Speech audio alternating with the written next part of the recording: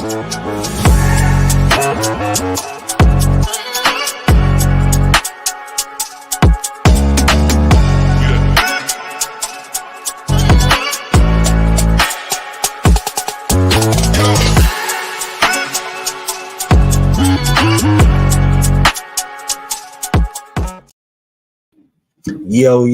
welcome back to another episode of PVT. And I know it looks like we down some people, but my boy DJ Micah B might hop in later. But I'm still here with my main guy, Steaming Willie Beeman. How we doing, big guy? What's up, man? All right, so I do got this. I'm watching the Olympics right now. As we know, the Olympic trials has been going off and whatnot. Have you been able to catch any of the events that have been popping off lately? No, I haven't been able to catch anything. Go ahead and give you a few updates on some stuff. Who will be able to see in Paris this coming up month. Sha'Carri Richardson has made her return back to the track, and she will be representing the USA. And, now, I did hear about that. Yes, she will be representing the USA in the Olympics in the 1 and the 2. Noah Lyles, of course, will be representing the Olympics in the 1 and the 2. I know a lot of people were curious about the young phenom Ariane Knighton, but he had tested positive for an illegal substance. It's not that he was taking PEDs, but he had eaten some bad meat, and that had contained the illegal substance, so he was unable to run. Wow. We also have Sydney McLaughlin. She has made her way back to the track. She will be representing the U.S. in the open 4 and the 400 hurdles as well. So it's looking real crazy. As we know as well, Simone Biles killed her Olympic trials 2 days in a row, so she will be back in the Paris Olympics after being essentially blackballed in the Tokyo Olympics. So a lot to look forward for in the Summer Olympics coming up in Tokyo and Paris, even though there have been some reports that Paris hasn't been the best hosts as of early. There have been reports saying that they're trying to cut the cost of said AC or cooling units around their city.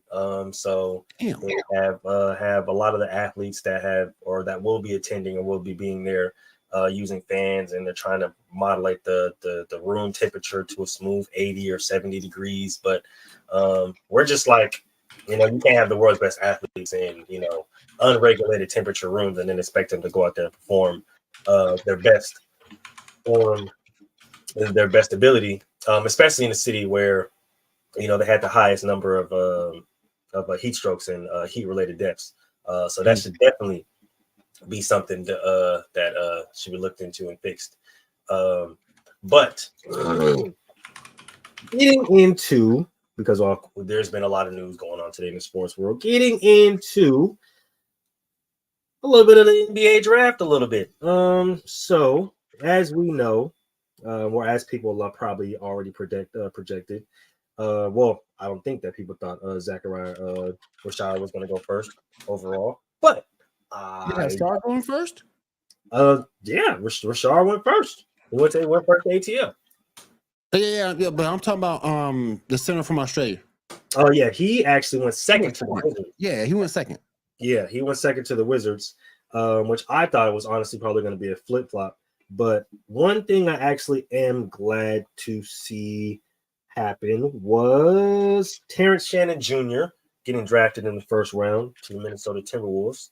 Oh, that's cool. As we know, that his whole situation that happened when he was in college and stuff like that, and then it all came out recently that he was, innocent and found not guilty of all charges and stuff like that. So it's just good to see that his ability and his stock stayed relatively the same. I know they had him as a projected top 5 pick, but still being able to go in the first round is still very big. How are we feeling about the first round of the draft, though? Do we think there's any misses, any steals, anybody who shouldn't be where they were at? I like what the Lakers did with Connect. That's a really good pick. I know a lot of Laker fans were upset about that, but that's actually a really good pick if you guys watch. Well, a lot of y'all don't watch basketball, but us basketball influencers up here, me and my boy Will, we understand that's a really good pick, and that's actually something that the Lakers really need.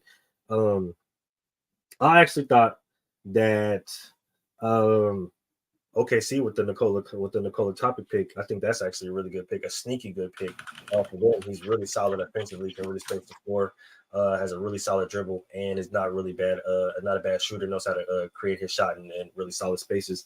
So I think he's probably going to feel the what's the Josh Giddey role as far as, but more of a I guess a polished scorer coming from that coming from the NBA Euro League, or just coming from the Euro Leagues in general.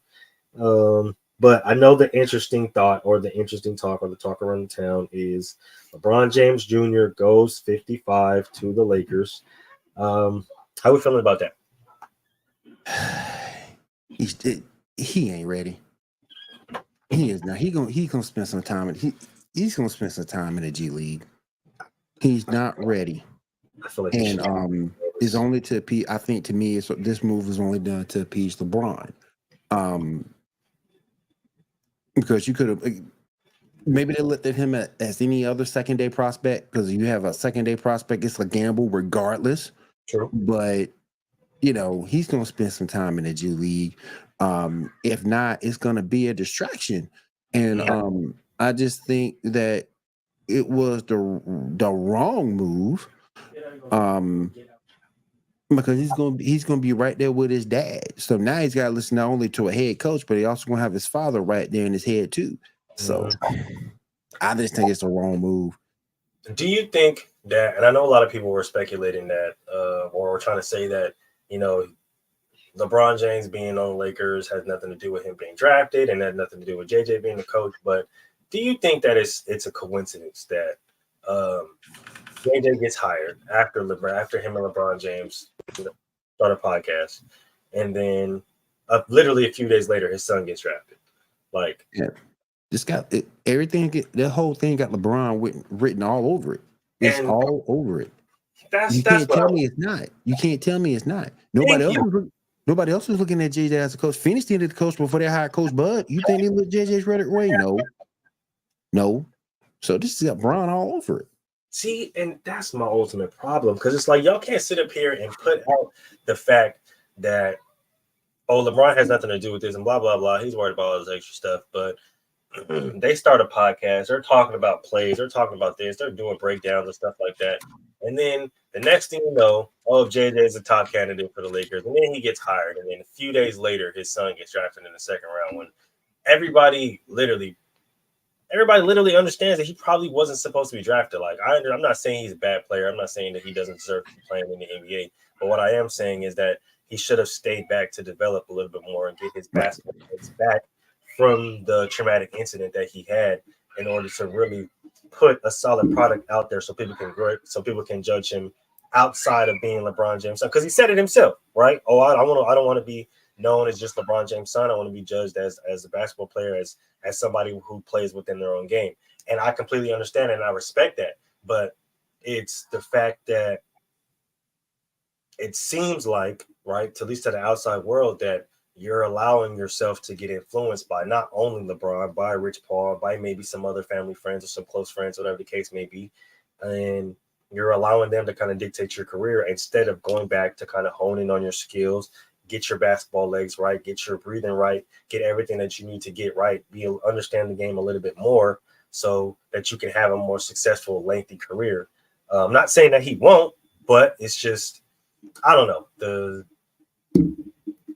The route in which he's taken, I just feel like I would have took a different route, right? Especially being going to USC, right? You got right, like the NIL deal is gonna go crazy. You would be the guy because Isaiah Collier's not there, DJ Rodman's not there anymore. Like, there's a lot of guys that was on that USC team, especially guards, because that was a guard head school.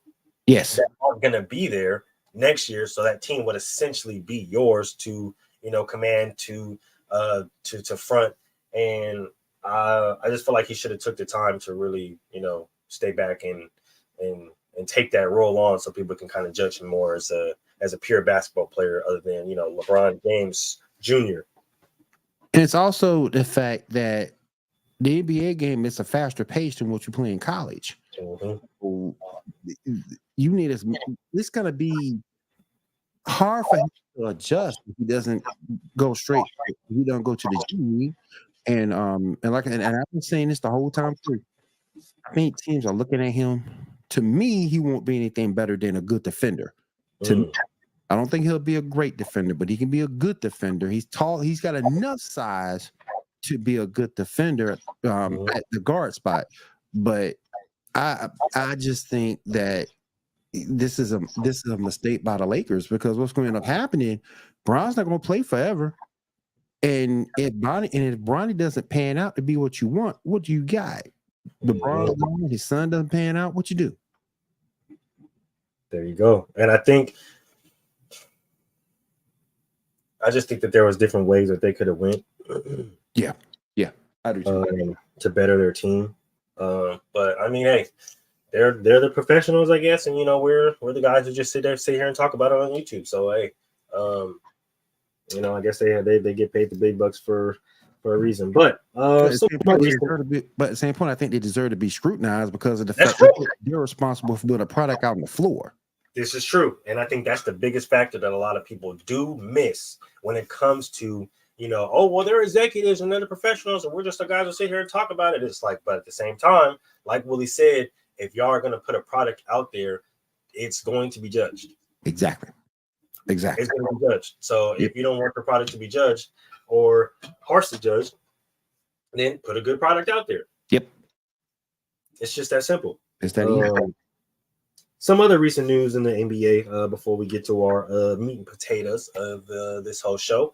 We got Jalen McDaniels finding out that he was traded to Sacramento literally at practice, shocked, which is actually kind of crazy to think about because Jalen McDaniels being one of the just like his brother, one of the top defenders in the league, perimeter defenders in the league, especially when healthy.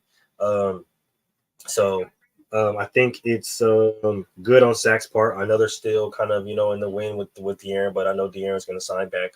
They just got Malik back. So I don't doubt that at all. But I think this does bolster their perimeter shooting or the perimeter defense a little bit more. He has a longer wing, so I think his defensive prowess is definitely going to help their team, especially considering the defensive problems that they had going into the season and that continued in the season. I think this should be this should work out really, really well for them. I think they also drafted a big man as well. Let me look, because I know they had a few picks. Oh no, so they took two guards. I think Jalen was supposed to be one of their kind of small forward kind of types that's gonna be able to guard the perimeter. So I think it's a really solid trade. You're not losing too much money. You still have Chris Duarte there for the perimeter as well. You still got Davion Mitchell. So I think I see what I understand what they're trying to do. And considering how Mike Brown is and how he coaches, I understand the route in which he's going for this team, especially with how young they are. I do like my Chicago Bulls pick though. I do like him. That was a good pick. I think a lot of people are asleep on that one right there. I think Matthias was a good pick. I think a lot of people are asleep on that one right there. I think he was a really, really good pick. Especially considering a good story too, because he's from the area. He's from the area. That's exactly what I was going to say. Especially considering he's from the area, he understands being in a Chicago kid. He understands the history of the Bulls, and he's a really good fit for that team. I think that a lot of people don't like to put those people in those categories first when they get drafted. But I think he's a perfect kind of fit for that team. I think he's actually going to help you guys do really good things. I think he will too. OG Anunoby signs for $200 and some odd mil for the Knicks, and the Knicks acquire Mikal Bridges. Here's my question. I'll go ahead. Go ahead and cook. Go ahead and cook. Here's my question. What you do with Julius Randle at this point? What you do with Julius Randle? And see, this is why he's my host, because this is exactly where I was going. Do you think Julius Randle is just as good as gone now? I think he is. They got the Villanova boys back. They got what they need. They got essentially, not even essentially, they got their championship quarterback from Villanova, and we've seen how far just hobbled Jalen Brunson, Josh Hart, and Dante DiVincenzo took them this year, right? Mm-hmm. If they get a healthy OG, they get a healthy Mitchell, which I hope they do keep, because I understand that he, even though he is young and he can kind of be injury prone, I think he will help that team a little bit, because I don't think Isaiah Hartenstein is physical enough. No. So I think if you get back a healthy Elijah Mitchell, if you get back OG Anunoby that's healthy, Jalen Brunson, Mikal Bridges, Josh Hart, Dante DiVincenzo, like these guys can carry you. I'm not going to say that they can win you a championship, which they probably can because they're all a championship pedigree. But they can carry you far. As we've seen that they've taken this past Knicks team very, very far. So it's not unheard of for a core to get back from college together and take the team that they're on now to the promised land. Oh yeah, and the fact that the way the landscape's changed for big men, I don't know if you. I just don't. It's not that I hate Julius Randle, but every big game he's come up small. Almost every big game he's come up small. If he's not injured, and I think he's going to be the odd man out. You can't pay everybody, and I think this is going to be the case with Randle. Eventually, you're not going to be able to pay him. You're not going to be able to keep him on the payroll. Well, I don't think they're going to want to. I think that's going to be the ultimate problem, right? Is that because a lot of these leagues, right, especially the NFL, but a lot of these leagues are "what have you done for me lately" type of league, right? Yes. And with Julius Randle, I don't think that his past, what he did in the past for the Knicks, or even what he did in the past for the Lakers, is going to carry him to another hefty contract. Like he's going to have to work really, really hard to get another max contract, even if he's even going to be eligible for another one, or people are going to want to pay him another one. But regardless of the fact, the product that you put out on the court hasn't been consistent enough in order for somebody to justify paying you again, or even keeping you on a team that is supposed to be a win now type of team. Right. So with Julius, I think that whatever team that he does go to, because I definitely don't see him staying on the Knicks, but whatever team that he does end up going to, is going to be a work. It's going to be a battle uphill. You're going to have to stay healthy literally majority of the season, if not all season. You're going to have to make an all-NBA team, whether it's first, second, or third. You're going to have to make an all-NBA team, and you're going to have to show these people like, hey, I still got, you know what I'm saying? I can still play. I still got some things in the tank, and I can still be a formidable player, but it's ultimately going to be on him and what he's able to do. For sure. Other than that, there's just a whole bunch of rumors. Free agency has finally kicked off, so rumors have been going crazy and stuff like that. So as the trades and everything goes down, we'll definitely keep monitoring it closely. But now to get to the meat and potatoes of why we're here tonight. We got Money in the Bank WWE July 6th, 2024 in Toronto, Canada. How are you feeling, my man?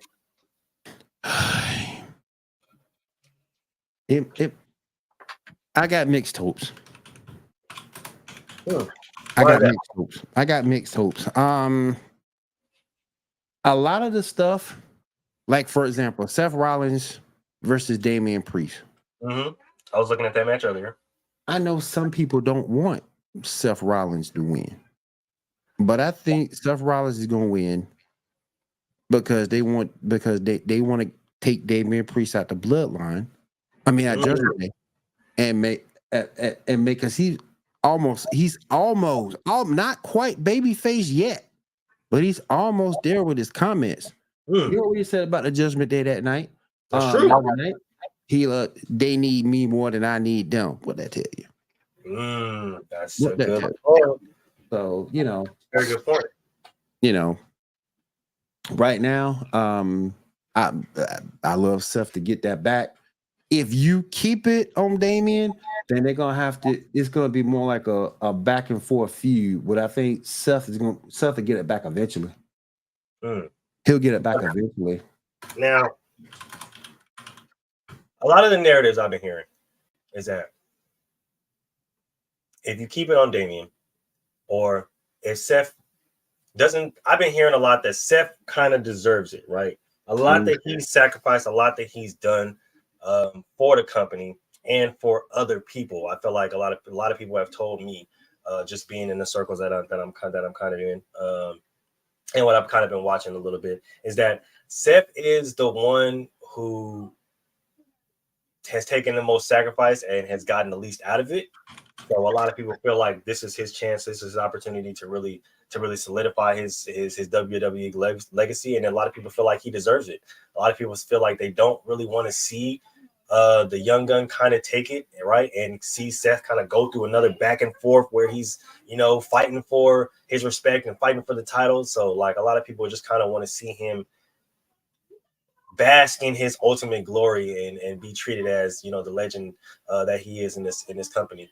So I ask you, what do you say to those people who feel like Seth kind of deserves this and he's kind of been looked over as a true superstar and as a champion in the company? I don't think he's been looked over per se, but you do have to remember the schedule he put himself under while being a champion. The man was pretty much a fighting champion until he got hurt. And what's that old saying? You can't lose your job due to injury. Yeah. So that's what makes me sort of kind of think they'll put. Not that Damian hasn't done a great job. He's done a fantastic job. I mean, with this build up, with Seth Rollins, with his stuff going on, with Sheamus and Gunther. So he's done a hell of a job, but I just think Seth is gonna get it back. And Seth will get it back, and then after Seth gets it back, you'll probably see him and CM Punk at SummerSlam. I think that's fair. I'm not even gonna lie to you. I think that's fair because I think Punk is back for one thing, right? And I think he's back to be petty. Right? Yeah. He's back strictly to be petty, bro. Like he has his respect, he has his money, he has his legacy.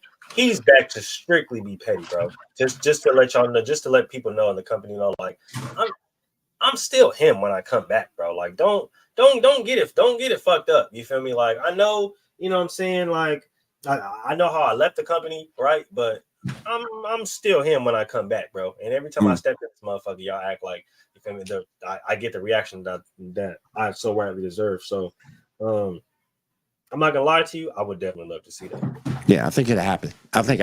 I mean, and I think they'll put a little bit of build behind it just to make sure that the newbies coming back to pro wrestling can, because all the old heads, we already know what's going on with Seth and CM Punk. We already know the old heads, but not a lot of the new guys who's coming back know the rivalry between those two. So I think you get a little bit of a build up, and then after you see that, then they'll go at it at SummerSlam. Because I just can't see Seth and CM Punk go at it without the title. I that's the scenario I just can't see. Because at that point, unless you tell me that Damian beat Seth, then Seth goes that Seth still fight Punk with no title on the line, and you take Damian to fight Gunther for the world title. That might work too, but I just can't see Punk and Seth go at it without the title. I just can't see it. Yeah, I really don't see them going at it without something being on the line, right? Like there has to be something on the line for them. And I think at this point in time, they're over the pride, they're over the respect kind of thing, they're over that kind of like petty beef. It's more of a I got this championship and you don't. You feel me? And I beat your ass to get it. Right. So like I definitely understand that. And I can see the other scenario, right, where you know they kind of played out where, you know, Damian Priest wins and, you know, Seth Rollins and Punk might just have that kind of underlying feud that they got to kind of get over, and, you know, Gunther ends up, you know, going for the world championship. But I just think it'll play out better if you have both of those guys, Seth Rollins and CM Punk, kind of fighting for that championship, because it's more of a full circle kind of moment, if that makes sense. Yes, it does. It does. All right. Now, looking at this Intercontinental Championship, how we think my boy Sammy's finna do?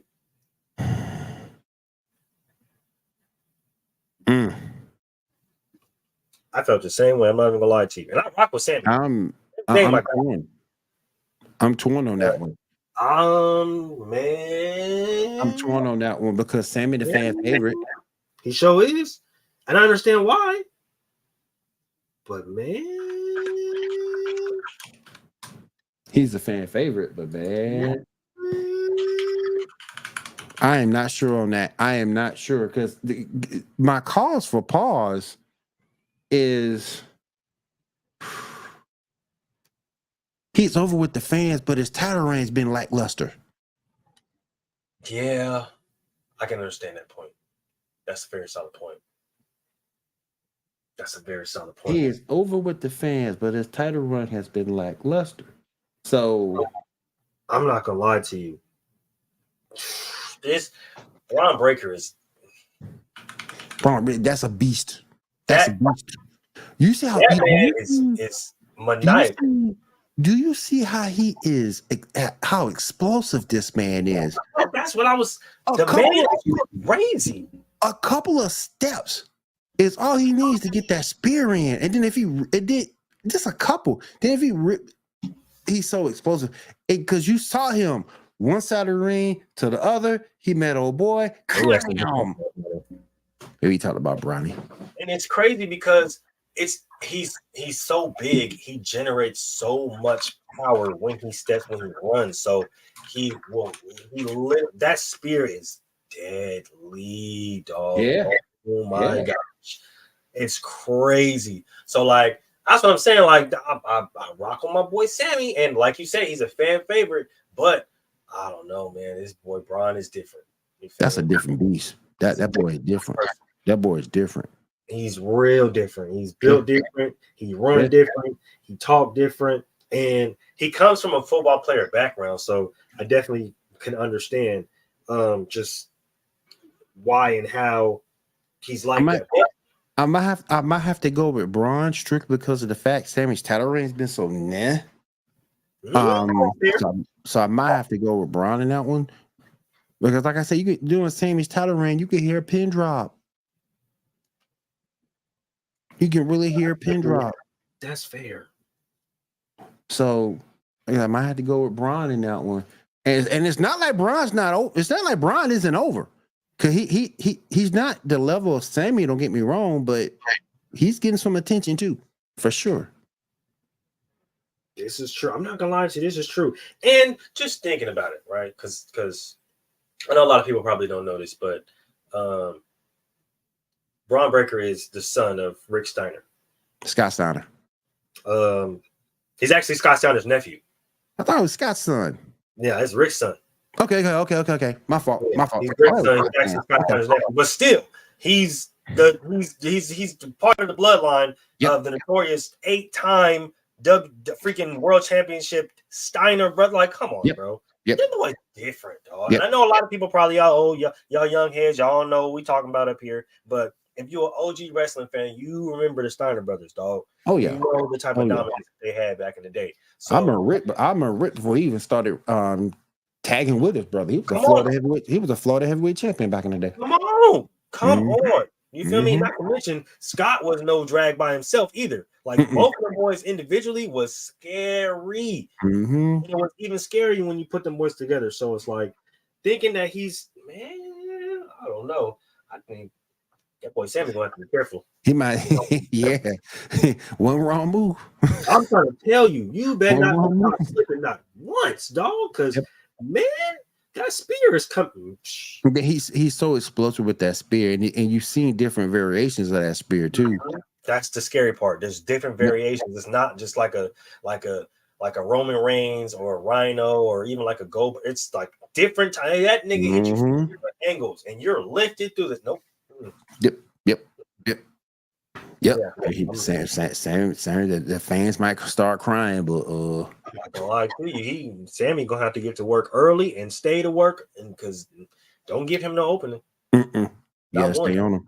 Don't let him get momentum. Because once that man get momentum, you might regret it. You definitely gonna regret it. That's gonna be tough. That's gonna be tough. Oh yeah. All right, and then we got this crazy 6-man tag match. How we feeling about this tag team match? It should be Jay. Who wins it? Should be Jay, but and there's two others to be determined. You might see that on SmackDown, but I think just looking who we have now, it should be Jay. Unless you want to put Chad Gable over after losing Alpha Academy. Andrade, I like Carmelo, but I just think it's either Jay or Chad, depending on who the other people get added to the match.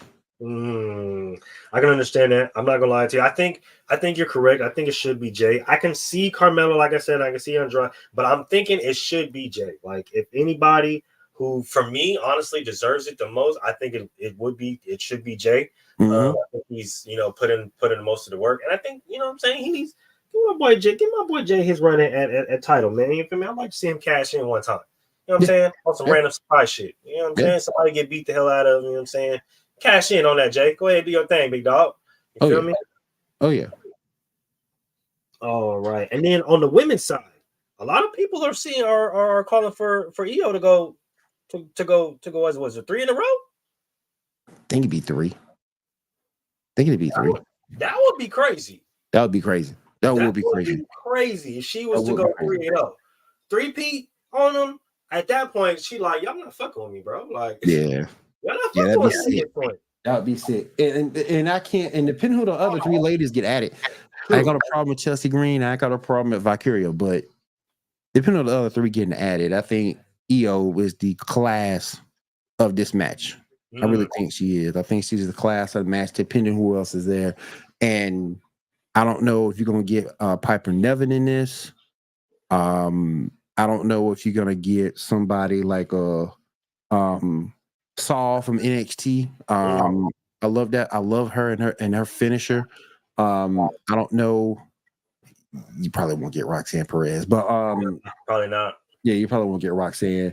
But depending who you put in there, man, depending who you put in there for the other 3.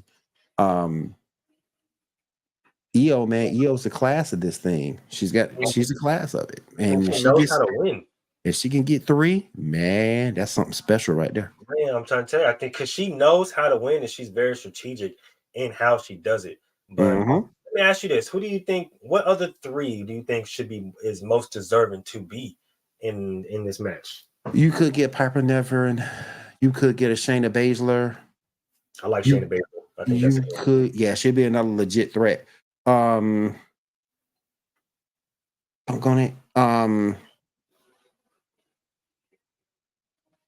hoping she's back. I don't know if she's back from injury. I don't think she is. Her name escapes me right now. She's in NXT. Oh no. Hold on one second, because I'm finna look it up. Because I think she would be another one that I would love to see in that matchup. And she came out of the Texas area, and she used to wrestle down at ACW back in the day. Oh dang! Oh yeah. I just can't think of her name. I was reading about her a few days ago, and everybody was talking about her. She's supposed to be coming back from injury, and she's supposed to be like super entwined with this Money in the Bank. And if she gets added to it, that might change some things, man. That might move some titles, man. Shake some waves a little bit. Well, again, and again, you could be looking at man. There's so many. That women's locker room. It could be Yvette Candice LeRae. It could be her. It could be Cora J, Dakota Kai. I feel people still kind of sleep on Dakota Kai. A little bit. They do a little bit. I'm not gonna lie to you. I feel people kind of sleep on her a little bit. Jakara wouldn't be a bad pick. Let me see if I can find her real quick, because she may still be hurt. That's why she might not be here. I can't find her, doggone it. And she may still be hurt, but Nikia Lyons is another lady I want to put in there too. Okay, yeah. So I was reading about Nakia possibly making a comeback, which would actually be a crazy surprise.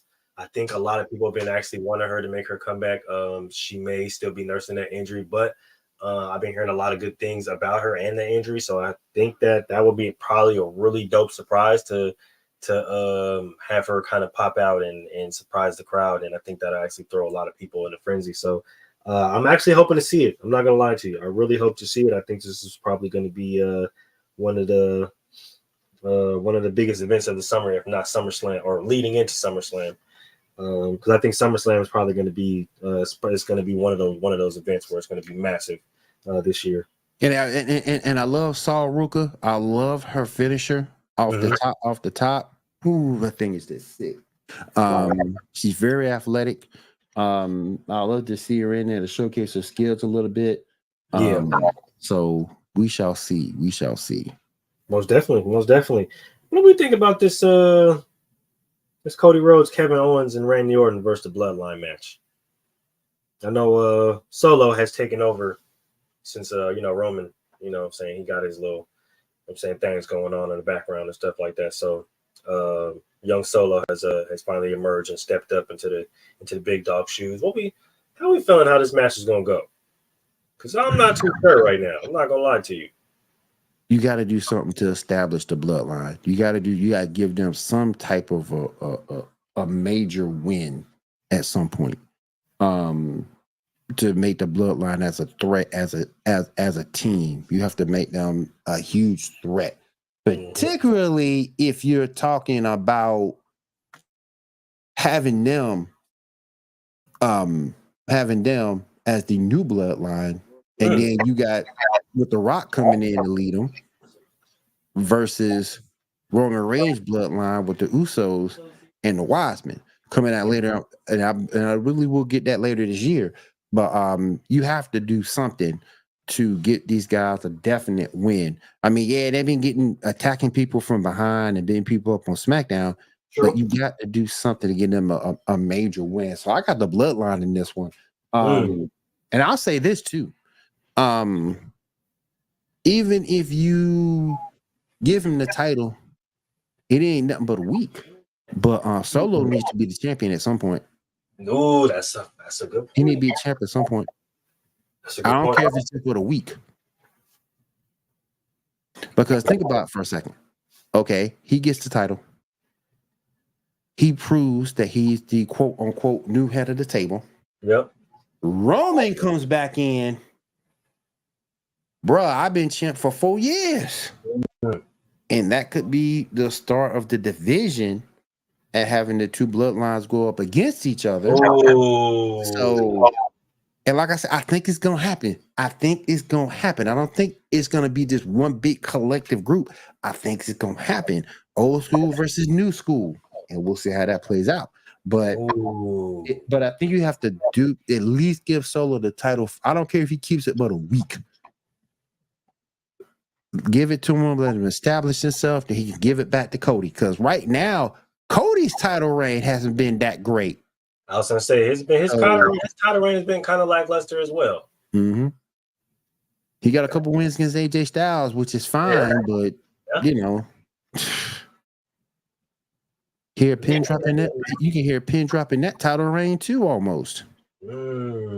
That's interesting. I'm not gonna lie to you. I actually like that storyline a lot. Main reason being is because you're going to get a clash between a new bloodline and an old bloodline. So it's going to kind of put these fans that were so bloodline oriented kind of against each other, like, which bloodline? Everybody's going to be split at that point. Exactly. Everybody's going to be split. And so now the company is just going to turn up even more, and you're going to get more eyes because that bloodline feud is probably going to end up going next level. And then you add to the fact where Roman is going to come down and he's going to take his head at the table, but at the same time it's like we're going to try to take his head back at the table because, like you said, I've been champ for 4 years, my guy. You just got here. You feel me? So he's going to go ahead and try to take his shot, but his spot right back at the table. But at the same time, you got The Rock, who might go ahead and side with the younger bloodline and be like, this is how I've been a champion longer than this nigga been alive. And this is how you really run this shit. This is how you really be at the head of the table, be a tribal chief, and run the bloodline. And it's gonna be like a who's the real bloodline kind of thing. And I think that can really lead into some crazy things going in the SummerSlam, where now you're gonna have the bloodline, the new bloodline attacking the old bloodline, and the old bloodline attacking the new bloodline, and everybody's trying to establish some type of dominance until you have these two guys clash at some point in time. I take it one step further. Go ahead. Depends on when you do this. Depends on when this happens. I'm not gonna say SummerSlam because SummerSlam is too close. It's too close, yep. But after that, you may get Roman versus Rock. You may get Roman versus Rock because I think that's gonna happen too, and with no title on the line. Because I don't know. Neither guy needs a title in that situation. Neither guy needs it. So it just be for who's the true head of the table. And I think, and I think after SummerSlam that is gonna happen after SummerSlam. It's too close. But after SummerSlam, most definitely. I can see that. I can definitely see that, and I really like how that would actually play out. That would be absolutely insane because I know so many people that will. Man, that decision is that's gonna separate households. Okay. Oh yeah. That's gonna separate households. Some friendships gonna be ruined over that one. I'm not even gonna lie to y'all, because man, if y'all understand just the story of Cody Rhodes being finished and the legacy of the bloodline and how that all turned over and went up, man, this new bloodline, old bloodline thing this can really, really be crazy. And WWE, if you guys just so happen to run with this idea, my boy Willie said it first. So put some potential matchups before we start on our decline here is Logan Paul versus LA Knight for the US Championship. LA Knight needs it more. I think, and I was thinking the same thing. I think. And by the way, real quick. No, go ahead. Real quick, I just want to say, could this happen? Nah, because Bash at Berlin is the 30th. SummerSlam's the 3rd. Bash in Berlin is the 31st. Ooh, could we see Rock versus Roman in Survivor Series in November? I was gonna say Survivor Series November. That might be different. Could we? Possible. I would love to see that Mania, but I think that's too long. Yeah, exactly. I think, and that's exactly what I was thinking. Right, I'm thinking Mania is too far away, so I was thinking Survivor Series might make the most sense.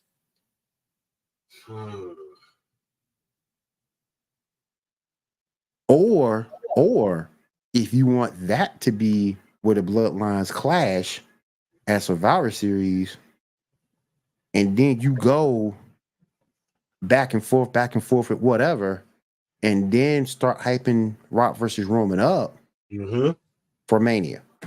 That's exactly what I was thinking, right? Because they can really play this out and really draw it out to the point where you have them just kind of bickering, going back and forth, right? Yep. Not too much serious to where it's like, like it seems like they're anticipating for a championship matchup coming soon, but they're just kind of going, how DX used to fuck with people and the NWO, just that petty going back and forth, fucking with each other or fucking with people that is affiliated with somebody else just to kind of piss somebody off. And, like they got the random fights and, the random call outs and the random pop-ups and the intimidation tactics. Like they can really draw that out to the point where at the end of it, right, we can get a WrestleMania event with new bloodline versus the old bloodline and Rock and Roman. That'd be cool. That'd be cool. Which would be absolutely insane at that point in time. Oh yeah. Because now you've got so much buildup to the point where everybody's so anticipated. You've got all these people clashing, houses divided, friends are on the standstill because you got the old bloodline, the new bloodline, and they're beefing. The Rock and Roman is beefing, and everybody is in turmoil, and all that bloodline stuff that everybody was talking, all that loyalty stuff, dead in the water because now everybody going back and forth with each other. So and the reason why, if you do Rock Roman at Mania, that'd be cool because people forget what Mania is this year. Mania is in Vegas this year. I was gonna say it's in Vegas. It's in Vegas. It's in Vegas coming up, rather. So in 25. So that'd be a betting man's dream right there. Big event.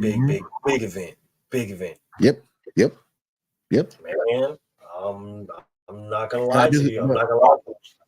But I do have LA Knight in that way. It's time for Logan to get that thing up. Yeah, that's true. It's time for Logan to give it up. That's why I got LA Knight. You got to do something with LA Knight. He done lost a lot of his momentum. Because of Roman. Because of Roman to a certain extent. Because of Cody to a certain extent. Because people wanted to see LA Knight as world champ. Yeah, this is true. A lot of people did. He lost all that. He lost all that momentum. So how do you get it back? Let him be the U.S. champ. Honestly, I like that. And then he can move on. And then he can move on from there. Yeah, kind of move on up from there, kind of get his opportunity back. Because I'm not gonna lie to you, LA Champ is a really big fan favorite, and I think it's his time, man. You know what I'm saying? I think it's his time. You know what I'm saying? It's time for him to give my boy his opportunity to solidify himself as a champion. But before we get out of here, I'm gonna go ahead and get 2 matches that you're most excited for and or anticipating for SummerSlam. For SummerSlam?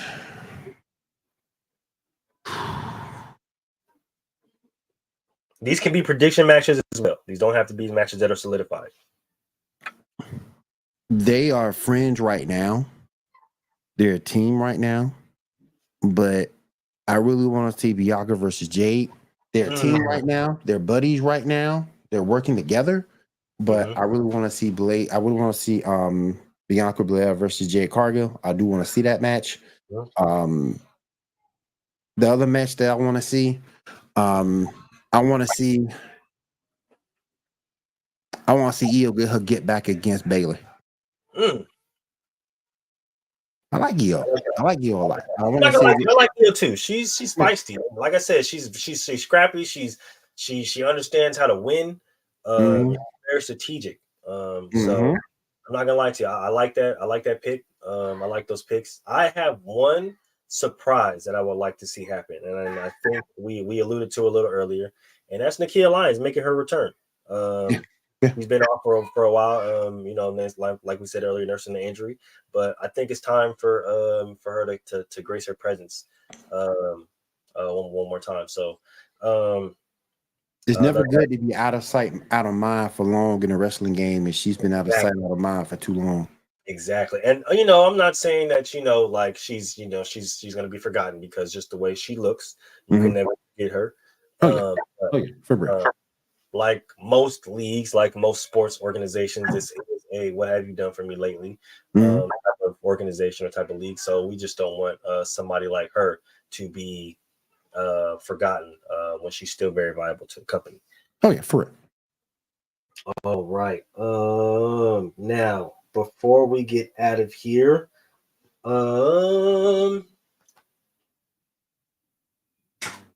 there is a little bit of tragic news that will come from the WNBA.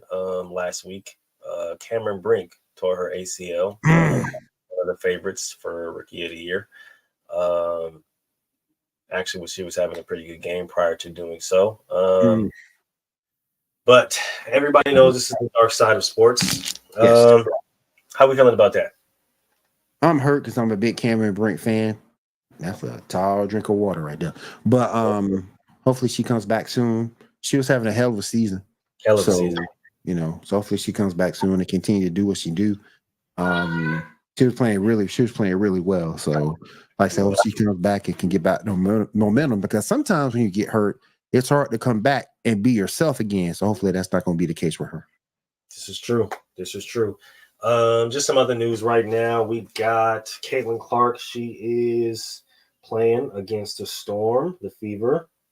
Playing against the Storm right now. The Storm are winning 57-41, but Caitlin Clark has been playing a lot better as of lately. Any thoughts about how she has been playing as of recently? She's playing well. I mean, she's shooting the ball well from distance. She's assisting the basketball well. My only thing is I would like to see her get stronger. She can deal through some of the punishment that she goes through when she penetrates.